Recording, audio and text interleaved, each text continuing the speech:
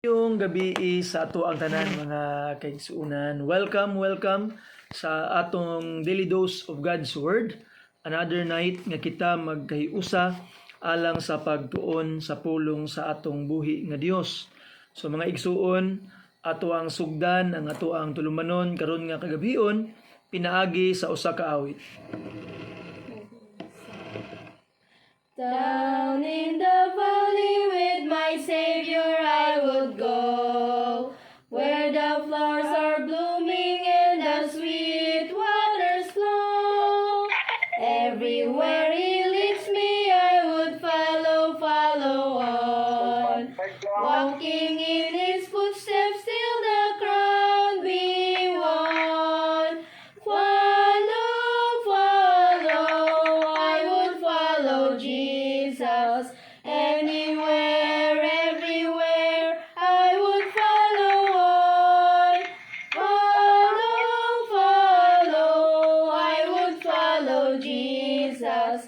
Everywhere He leads me, I would follow on. Down in the valley with my Savior I would go, where the storms are sweeping and the dark waters flow. With His hand to lead me, I will never fear. Danger cannot frighten me if my Lord is near. I would follow Jesus. Anywhere, everywhere, I would follow on. I would follow Jesus. Everywhere He leads me, I would follow on. Amen. Thank you for that. So, by this time, akong gihangyo ang tanan to please open your Bibles with me, and we are having a very familiar verse karon mga kaigsuunan, and August 5 sa ato ang mga devotionals, daily bread, and we will be reading John chapter 15 verses 1 down to verse 8. So indeed a very familiar verse. And throughout sa 3 years atong pag-uban sa ato ang daily dose of God's Word, kapila na ito na-discuss nga chapter mga kaigsuunan, but we would like to try to see different aspects ani, and even reminding us sa mga butang nga ato nang nangatun-an mga kaigsuunan, because I believe that repetition is good for the soul, and when you repeat the truth sa imuhang kinabuhi, it will be part of you, and dili na gid na siya mabulag sa imuha mga kaigsuunan, and you will be living according to it. So John chapter 15, allow me to read to you the first 8 verses mga kaigsuunan. Karon nga kagabion, the Bible says, verse 1, I am the true vine, and my Father is the husbandman. Every branch in me that beareth not fruit, He taketh away. And every branch that beareth fruit, He purgeth it, that it may bring forth more fruit. Now ye are clean through the word which I have spoken unto you. Abide in me, and I in you, as the branch cannot bear fruit of itself, except it abide in the vine, no more can ye, except ye abide in me. I am the vine, ye are the branches. He that abideth in me, and I in him, the same bringeth forth much fruit. For without me ye can do nothing. If a man abide not in me, he is cast forth as a branch, and is withered. And men gather them and cast them into the fire, and they are burned. If ye abide in me, and my words abide in you, ye shall ask what ye will, and it shall be done unto you. Herein is my Father glorified, that ye bear much fruit, so shall ye be my disciples. And I would like to read until verse 11. As the Father hath loved me, so have I loved you. Continue ye in my love. If ye keep my commandments, ye shall abide in my love, even as I have kept my Father's commandments, and abide in his love.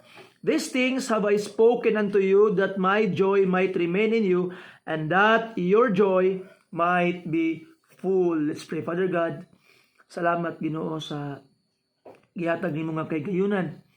Among mabasa ang imong pulong karon Lord, and people will be listening to it, and I pray Ginoo nga tugot nimo nga ikaw gayud among mahimaya mapasidunggan amahan, kay nakabalo big Lord nga wa mi mabuhat kung wala ang imong panabang.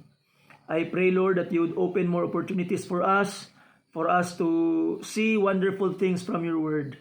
Tagayad kaalam ang imong ubos nga alagad Ginoo, ug giyahi ang mga pulong nga kamatuoran lamang amo ang mahisgutan. Salamat Ginoo, because you will answer our prayers. In Jesus' precious name, among gisalig nga madawat namo kining tanan. Amen and amen. Amen. Again, maayong gabi sa atong tanan mga kaigsuonan. The title of our Bible study tonight is We Need Jesus' Help. We need Jesus' help. Nanginahanglan ta sa tabang ni Ginoong Jesus. Now our text mga kaigsuonan na atong makit-an that the Lord Jesus Christ is telling us that He is the true vine and the Father is the farmer or the husbandman. Now, kaganina I am contemplating mga kaigsuonan kaning vine o branches. Tumakit vine and branches. Now, kung imong magalantawon mga kaigsuonan, vine and branches is one plant, usa ka tanom. And ato makita mga kaigsuonan, when the Lord Jesus Christ was actually saying, I am the vine, ye are the branches, the Lord Jesus Christ is telling us that we must be one in Him. This is a similar metaphor na ginagamit ni Apostle Paul that Christ is the head of the body and we, the church, is the body and Christ is the head. And the body has many members. So ato makita mga kaigsuonan, susama sa lawas, dili kompleto kung walay ulo. Ang ulo, dili kompleto kung walay lawas. And ato makita mga kaigsuonan that the vine is not complete without the branches, and the branches is not complete without the vine. So ato makitaan, first of all, the Lord Jesus Christ is self-existence. Wala siya nanginahanglan og sibisan kinsa para mulahutay siya. Pero in His great love mga kaigsuonan, the Lord Jesus Christ put Himself in a position nga mahimo tang kausan niya to the point nga murag mahulog nga incomplete siya without us, because He became the vine, we are the branches, He became the head, we are the body. So, sa gugmas Ginoo mga kaigsuonan, gipaubos ni Jesus Christ ang iyang kaugalingon to be one with us mga kaigsuonan. You see? And kung atong makita karon nga ang nag-attend o nagabantay ni ining maong plant is the Father, the farmer, the husbandman. So, first thought nga atong ibutang sa atong mga hunahuna mga kaigsuonan. Karon nga ikaw usa ka magtutuo diha kang Kristo, you are actually one with Christ. You are connected to Him. And kanilang nga connection mga kaigsuonan nga kung ikaw mo'y putlon, di ka makasurvive kung wala siya. Pero kung putlon ka, makasurvive siya bisag wa ka. You see, ato makita mga kaigsuonan in terms of survival, without the branches, makasurvive man ang vine, pero di lang gid siya mahimong fruitful. Kaya ang branches man ang mahimong gitawag nga maghawid sa fruits. So ato makita mga kaigsuonan that in order for us para mahimong fruitful, mo konekta sa vine. And the Lord Jesus Christ will be needing us in order to bear the fruits. You see? So, gibutang ni Ginoong Hesus iyang kaugalingon in the position to need us nga mga katawhan, mga kaigsuunan. Now, karon atong pagalantawon ang mga bersikulo. Verse 2. Every branch in me that beareth not fruit, he taketh away. Now, kung naa kay kahoy, unya ang imong sanga, dili mamunga, and all the other branches nga pamunga, but naay usa ka sanga nga dili mamunga, na mga kaigsuunan, mahimong handicap ang maong sangaha sa ubang mga bunga, maapektuhan ang uban. You see that? So, ato nakitaan that the wise farmer will cut off the handicap. I-cut off niya ang branch nga dili gapamunga, mga kaigsuunan. Kay mao may purpose sa branch. Actually, dili man ang branch ang gapamunga. Ang gapamunga, mga kaigsuunan, is the vine. Pero ang branches lang ang gahawid sa bunga. Bearing lang, naga-bear lang tagbunga ang branches. Pero actually, ang nagapaningkamot gyud nga para mamunga is the vine. So ato makitaan that when we are connected to the Lord Jesus Christ, we are just holding the fruit of Christ. And ato nang sabtunon niya unsay pasabot ana, mga kaigsunan, when we go on. Now, ato makita nga ang gingon sa pulong sa Ginoo, putlon sa Ginoo. Kaya nga naman useless man. So, sa ato pa, dili di pwede nga ang usa ka Kristohanon nga dili mamunga. Kay putlon ka. Meaning, you are not part of the vine. The Father will cut you off. So, kinahanglan di ay nga naay bunga makita sa kinabuhi sa usa ka Kristohanon para mapruibahan nga ikaw konektado gyud diha kang Kristo Jesus. And we will talk about that afterwards. Unsa din na siya nga bunga ang ginahisgutan ni Apostle ni Jesus Christ, mga kaigsuunan, ani nga teksto. Now, continue ta pagbasa, mga kaigsuunan. The Bible says, "And every branch that beareth fruit, he purgeth it, that it may bring forth more fruit." So, gina-purge sa Ginoo ang mga sanga nga namunga, i-purge. Unsay meaning anang purge? Kanang triman, mga kaigsunan, kwaon tong mga patay, kwaon tong mga laya, kwaon tong mga walay pulos, para mamunga siya, mga kaigsunan. Now, whether you like it or not, kita nga mga katawhan, mga kaigsuunan, naagyud tay mga laya sa atong kinabuhi. Naagyud mga sangas tong kinabuhi nga patay, nga kinahanglan na natong i-cut off or i-remove sa atong kinabuhi if we wanted to bear the fruit of the Lord Jesus Christ sa atong mga kinabuhi. And ato makita, as I am always telling you, that it is painful. Di ba? Sakit ba? Kung tanawon nimo, mga kaigsuunan, kung imong mag-trim kag kahoy, imo biyang ginaputlan ang kahoy, imo siyang ginapasakitan. Sa ato pakitapod ng mga katawhan, when the Father is trimming the bad things nga naa sa atong mga kinabuhi in order to make us bear fruit, it will be painful. Sakit siya. Dili siya lalim. And ato makitaan, always remember nga in the trimming season, that is the time that the farmer is nearest to the branches. Kay kinahanglan gyud kaayo moduol ang farmer sa branch ug iya yung meticulously hinahinayon og putol ang mga dili useful sa branch. So meaning, mga kaigsuunan, in the most painful times sa imong kinabuhi, just open your ears and open your eyes, and you will realize, mga kaigsuunan, nga mauday na ang panahon nga duol kaayo ang amahan sa imuha, ang farmer, ang nagabantay sa atoa, nga naman kay siya mismo ang nagatrim, sumala pa ni Jesus Christ, mga kaigsuunan. You see? So I hope nga atong nang hunahunaon nga blessing in disguise. And atong makitaan by the grace of God, when the Father is cutting off things. Usahay ang i-cut off sa Ginoo sa atua, maybe part of our lifestyle. Nga wa na gid na mao.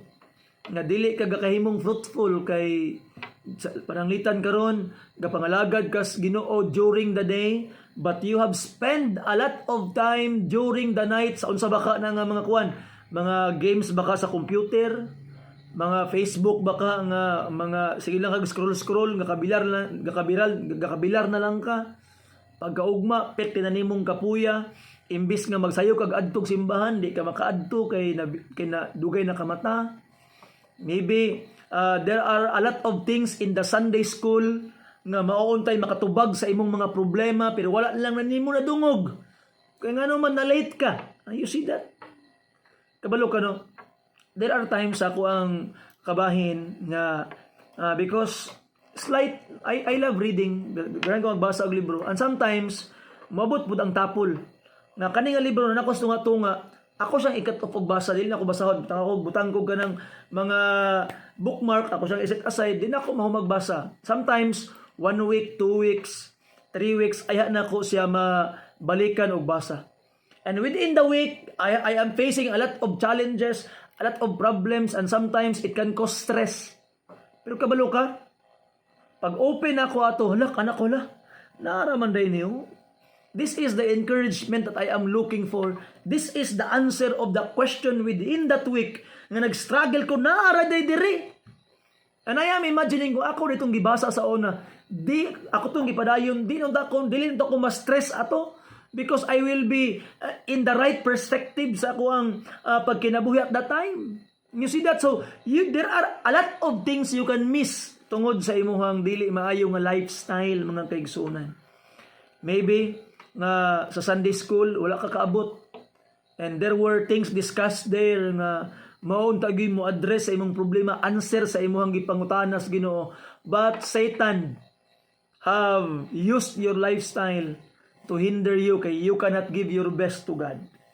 You see, maybe ka na ang i-cut off sa Ginoo, sakit siguro kay sa imuha no, sakit kay sa imuha.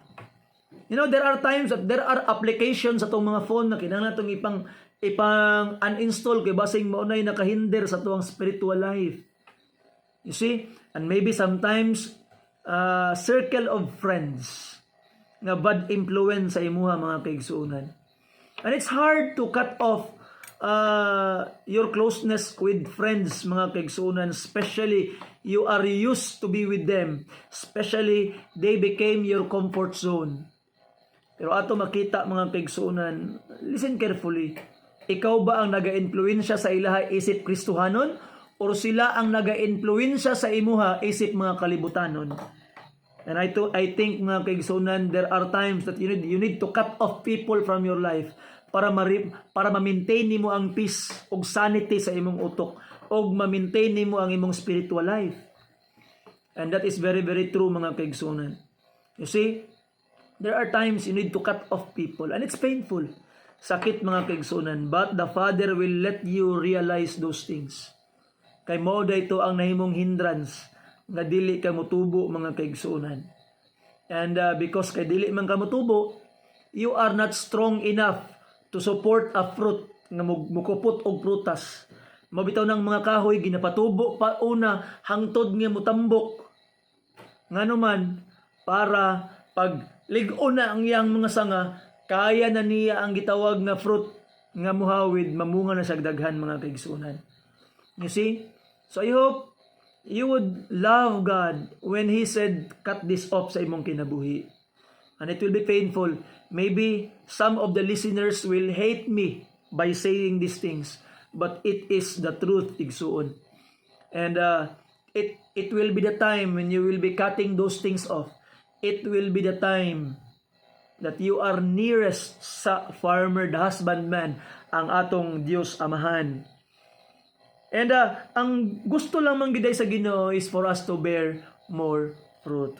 Verse 3, now, after purging, nag-iingon sa verse 2, ang verse 3, now ye are clean through the word which I have spoken unto you. The word of God. Bitaw no? Usahay no, kung gusto ka matulid sa imong kinabuhi, listen to sermons, paminaw sa wali, basa sa Biblia, nganuman, kay mo man nimo limpyo sa ato ang mga kaigsunan, the Word of God, ang pulong sa Dios. In our time today, we don't have the actual, in the flesh, Jesus Christ, nga mo istorya sa ato but we have the Bible, we have the church, we have preachers, pastors, nga mo expound sa pulong sa Ginoo mga kaigsunan. And when it hurts, thank the Lord, why? Nagatrim siya sa imuhang kinabuhi. Now, the Bible says, verse 4, and look at this, abide in me, and I in you, as the branch cannot bear fruit of itself, except it abide in the vine, no more can ye, except ye abide in me.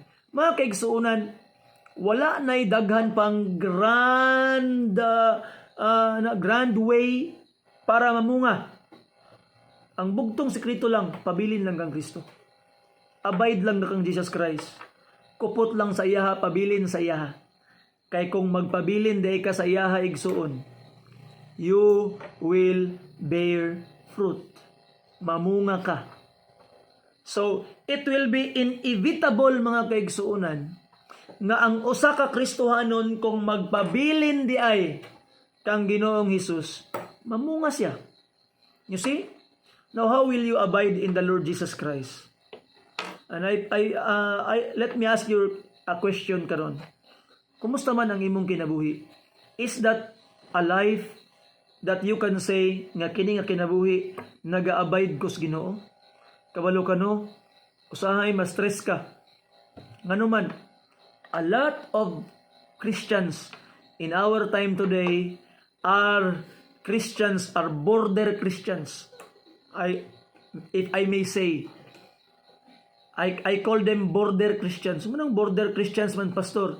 Gusto gud nila nga naagod sa utlanan perminti ba?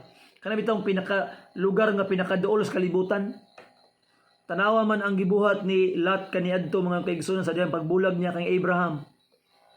Ang iyang gibuhat, he pitched his tent toward Sodom. Wa pa siya ni sulod dito, but he pitched his tent toward Sodom. The next time you will read about him, he was in the gate of Sodom. Tanawa ra? You see? Sa mga kaigsunan, don't be a border Christian. Don't be like that. Kana bitaw, unsa man gyud panalitan kanang ilimnong makahubog. Pila man gyud kasyat kanang dili pasala. Kuya ako magigi. Hinanaw. Di ba? Pila man gyud unsa man gyud kamubo sa palda ang dili pasala. Ana bitaw nga mga istorya bitaw. Unsa man gyud ka mubo sa gitawag nga cleavage ang dili pasala. Ana ko nga ngano man gyud pangitaon man gyud pinaka borderline. Why would you put yourself in the safe place mga kaigsunan? Nganong didto man gyud tas pinakatumoy katong unsa ka mubo ang palda nga di pa kakasala, unsa ka unsa naman taon ning kalibutan karon. You see, and that is borderline Christianity mga kaigsunan. And ato makita that is nominalism. And delikado kayo kung ikaw nominal Christian mga kaigsunan. And I don't think so you are abiding in Christ. Kay kung mag-abide ka, makiguban ka kang Kristo, you will never influence Christ, but Christ will always influence you. Baguhon ka niya. Mabag-og yung ka, mamungag yung ka kung makiguban ka sa iya mga kaigsunan. Whether you are planning to be fruitful or not, kung magpabilin ka kang Kristo Jesus, mamungag yung ka. And that's the rule there. Sama sa branch. Kung perminti lang siya makunik sa gitawag nga vine, perminti siya makunik sa punuan, mamunga o mamunga yun na. You see? And umana ka karon nga wala kay pamunga, examine yourself ug naka-connect magyud ka sa vine, basing wa pa. Basing karon pang gabi una, maka-connect ka igsuon. And the Bible says in verse 5, I am the vine, ye are the branches. He that abideth in me and I in him, the same bringeth forth much fruit. For without me, he can do nothing. And that's the thing there. You see? Mamunga gid ka kung mo connect lang ka sa Ginoo. And Without Him, without the Lord Jesus Christ, you can do nothing. Mga pastor, wala man ko simba-simba pastor, pero kitawag nga, okay man akong kinabuhi. Nakahuman man akong eskwela. Maayaw na akong kamutang. Wala man ko simba-simba pastor, dugay na pastor, pero nakakwarta man ko. Now remember this mga kaigsunan.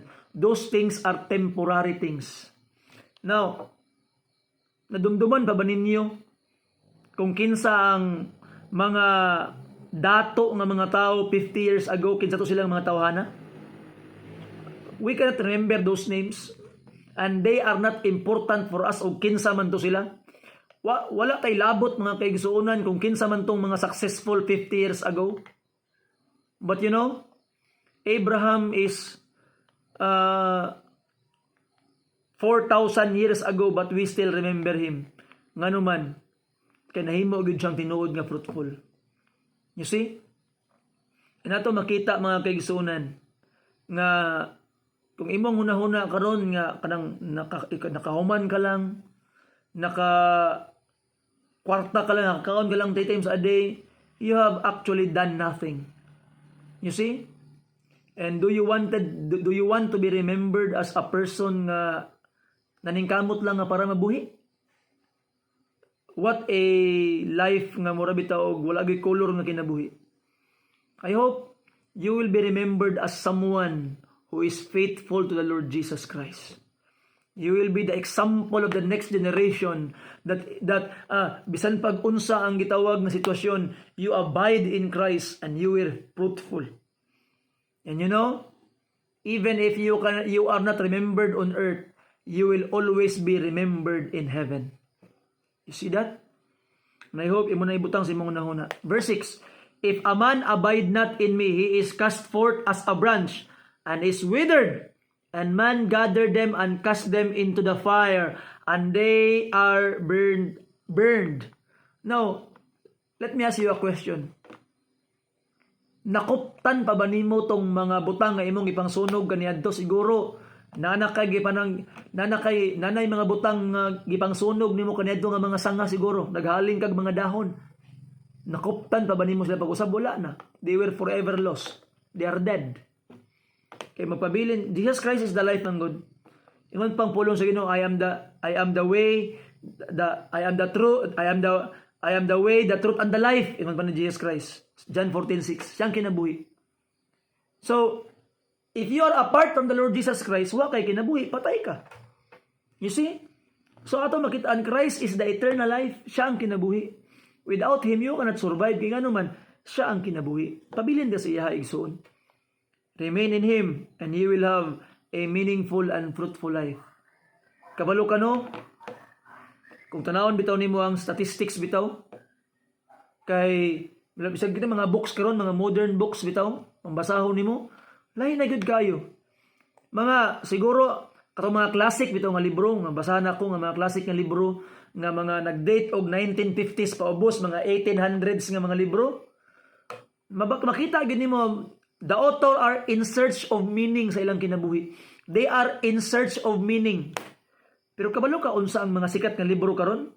Unsaon pagpadato, unsaon ang pamaagi para mahimo kang wealthy, successful, and people are okay with wealth without meaning, with riches without meaning. Higala igsoon, to be rich and to be meaningless, wag yapoy bili. And I hope that your number one nga paningkamot sa imong kinabuhi is to be meaningful. Your life will be meaningful, and your life will only be meaningful in Christ. So unsa may meaning sa imong kinabuhi karon? Ay, ang meaning sa akong kinabuhi, pastor, basta kay makakaon lang kog 3 times a day, okay na. And I hope you will not allow that to happen sa imong kinabuhi. You see? Make meaning sa imong kinabuhi, and you will be you will experience real joy, mga kaigsuunan. You see? Kami lang gani last Sunday, kagahapon last Sunday, atong Saturday nagsulwining mi, nagsangyaw mi pulong sa Ginoo. And then there was a man nga among gisangyawan ako sa pulong sa Ginoo, kami duha ni Brother Lawrence. And there was a great joy. Nga man, kay pagka-Domingo, nitungag yung simbahan. Naagid siya simbahan. And then he promised to go back next Sunday. I hope mubalik yung tagyod. You see that? And ato makitaan that we have touched souls. And those souls nga itong na kuptan mga kaigsunan, it will be remembered for eternity in heaven. And there is meaning. Dahil ay meaning itong kinabuhi mga kaigsunan. Because our lives is not only for us. Our lives is also for the lives of others. You see? And for their eternal good. I hope you will find meaning mga kaigsunan. Now, verse 7, if ye abide in me and my words abide in you, ye shall ask what ye will, and it shall be done unto you. So, the secret of answered prayer is becoming fruitful, abiding in Christ. Verse 8, herein is my Father glorified, that ye bear much fruit, so shall ye be my disciples. Ayat na ka, pwede tawag disciple ni Ginoong Hesus. Kung gapamunga ka, you see that? Kung wa kay bunga mga kaigsunan, you are not worthy to be called a disciple of the Lord Jesus Christ. Pero ang pangutana, unsa nang bungaha, pastor? Basin nang kanang bungaha na kay mga tao nga madalag simbahan, wa ko ba ako madalag simbahan, di pa ko disciple, no, dili na mao. You see, I am not saying wala pa kay nadala nga tao sa simbahan, dili ka fruitful, no. That is not the fruit in the context. The fruit in the context is in verse 9 and in verse 11 mga kaigsoon. Verse 9 to 11. Look at this. The Bible says, as the Father, di ba, nag-talk about fruit. Verse 6, verse 9, as the Father hath loved me, so have I loved you. Continue ye in my love. Verse 10, if ye keep my commandments, ye shall abide in my love, even as I have kept my Father's commandment and abide in His love. You see? So atong makita mga kaigsuunan that the fruit here, the first fruit is love. Now ang verse 11, these things have I spoken unto you, that my joy might remain in you, and that your joy might be full. Look at that. You see? So ato makitaan, atras ka chapter 14 verse chapter 14 mga kaigsuunan, atong gitawag nga makita ang giingon sa pulong sa Ginoo. The Bible says, verse 27, peace I live with you, my peace I give unto you. You see? So what is the fruit in context? The fruit in context is peace, love, joy. And what are these? In the book of Galatians chapter 5 verse 22, these are fruit of the Spirit mga kaigsunan. You see? So meaning, sa pagpabilin day nimo kang Kristo, ang bunga di ay is character of Christ. Naaday character development mga kaigsunan. You see? So ang kinaiyahan sa vine matransfer sa branches. And ato makita mga kaigsuunan that the character of the Lord Jesus Christ will be seen sa imong kinabuhi and maunang pagpamunga mga kaigsunan. In the context of our text tonight. You see? So ato makita, no? By the grace of God. Namang kay dalang tao, simbahan o wala. Kung ikaw tinuod nga Kristohanon, I hope, nagadevelop ang kalinaw, ang kalipay, og ang gugma sa imong kinabuhi, because that is the character of the vine mga kaigsuunan, and because that is the character of the vine, it must be seen in the branches, which is us ang mga kaigsuunan. So kung ikaw karon usa ka tawo nga nagclaim nga usa ka Kristohanon, without peace, without joy, without love nga naga hinay-hinay og tubo sa imong kinabuhi, maybe you are not yet connected. Kay sultian di ka, kung tinuod ka ng connected kang Jesus Christ, His character will be seen in you. Hinay-hinay, not overnight. Hinay-hinay. Hinay-hinay mga kaigsuunan. Because there is process anang pagtubo nato, sama sa pagtubo sa usa pagpamunga, na ay proseso maupod sa kinabuhi hinay-hinay. By the grace of God, nanana sa imuha karon. So meaning, we need the Lord Jesus Christ help. Without Him, we are nothing. I hope with the grace of God karon nga kagabion mga kaigsunan, nga imong siguradoon og nakakonektar bagyod ka. Ask yourself, do I have peace? Na ba ko'y security in Christ? Na ba ko'y kalinaw ay kabalo ka? Bisan pag unsa pay libak sa mga katawhan sa imong wa kay labot. You know? Sa ako ang kabahin bitaw mga kaigsunan, I have come to the point nga bisan pag unsay libak sa hindi bisan kinsang tao sa ako wa ko'y labot ngano man, I am secured in Christ. You see? How people describe me will not affect my security in Christ. That's why I have peace. I don't care with what other people say. You see, I am just doing my very best to please my Lord. And I have joy. Kalipay. Grabe ang kalipay sa pagpangalagan sa Ginoo. And I hope you would experience that joy. And by the grace of God, this love in my heart is real. Gugma alang sa mga kalag, mga kaigsunan. Mabitaw ng gapaning kamuta. Mabitaw na nga we are doing a lot of things for the Lord. Nga naman, natay gugma. Ug kana nga gugma, diligid na originally ako Kana nga gugma is ang gugma ni Jesus Christ. And because I am connected to Him, I am becoming the channel of that love.